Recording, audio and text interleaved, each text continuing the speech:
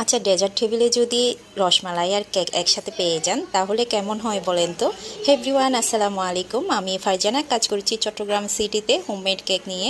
আপনাদের পছন্দের ফ্লেভারে পছন্দের ডিজাইনের কেক আপনারা পেয়ে যাবেন ফারজানাস অনলাইন শপ পেজে। চাইলে ইনবক্স করতে পারেন, আর হোয়াটসঅ্যাপ নাম্বার দেওয়া আছে। আপনারা চাইলে কিন্তু হোয়াটসঅ্যাপেও আপনার পছন্দের পিকচার দিয়ে, আপনার পছন্দের ডিজাইন ফ্লেভার দিয়ে হোয়াটসঅ্যাপেও কিন্তু কন্ট্যাক্ট করতে পারেন। আমরা কিন্তু পুরো চট্টগ্রাম সিটিতে হোম ডেলিভারি দিয়ে থাকি, তাও আবার অভিজ্ঞ রাইডার দিয়ে।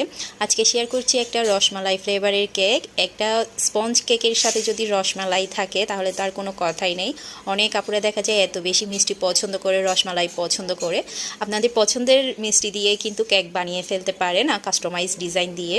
তো প্রতিটা বাইটে এত বেশি রসমালাই যাবে, আপনারা কিন্তু দেখেই বুঝে নেন আমি কিভাবে রসমালাই ফ্লেভারের কেকটা বানাচ্ছি। সেই কারণেই কিন্তু আপনাদের সাথে শেয়ার করছি, আপনারা যাতে দেখে বুঝতে পারেন রসমালাই ফ্লেভারের কেকটা কিভাবে বানানো হচ্ছে। কেক খাচ্ছেন না রসমালাই খাচ্ছেন সেটা কিন্তু বুঝতেই পারবে না, এত বেশি প্রতিটা লেয়ারে রসমালাই দিচ্ছি।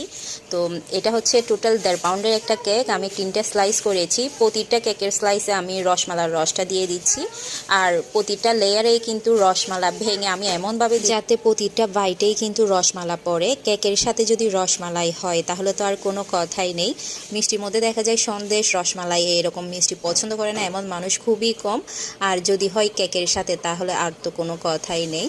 এটা হচ্ছে আপুর রেফারেন্স পিকচার দিয়েছে। আপু আমার নতুন কাস্টমার ছিল, উনি সাথে একটা অরেঞ্জ পাউন্ড কেক অর্ডার করেছে। এই কেকটা পেয়ে উনি এই কেকটা টেস্ট করার পরে এত সুন্দর রিভিউ দিয়েছে, মাশাআল্লাহ।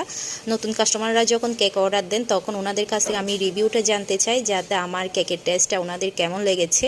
যখন ওনাদের কাছ থেকে ভালো রিভিউ পাই আলহামদুলিল্লাহ, আমি কিন্তু আমার কষ্টটা সার্থক হয়ে যায়। যেহেতু রসমালাই ফ্লেভারের কেক, কেকের বেসটা রেডি করেছি আমি মিল্ক ইমালশন দিয়ে, যাতে কেকের থেকে একটা মিল্কি ফ্লেভার আসে। এরপরে খুবই সিম্পল একটা কেকের ডিজাইন করেছি। কেকের ডিজাইনটা মাশাআল্লাহ এত বেশি ভালো লাগছে। আমার মনে হয় রসমালাই ফ্লেভারের কেকের মধ্যে আহামরি ডিজাইন দিলে বা কালার মিক্সিং করলে আমার দেখতে একদমই ভালো লাগে না, আর টেস্টও কিন্তু নষ্ট হয়ে যায়।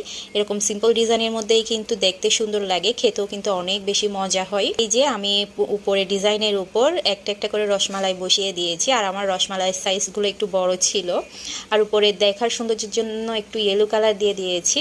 এরপরে দিয়েছি আমি হচ্ছে বাদাম। এটা হচ্ছে আমি কাজু বাদামকে হোয়াইট চকলেট দিয়ে একটু মেল্ট করে এরপর গ্রেট করে কেকের উপর দিয়ে দিয়েছি। অনেকে পেস্তাও দিয়ে থাকে, আমার মনে হয় কাজু বাদামের টেস্টটা অনেক বেশি ভালো আসে।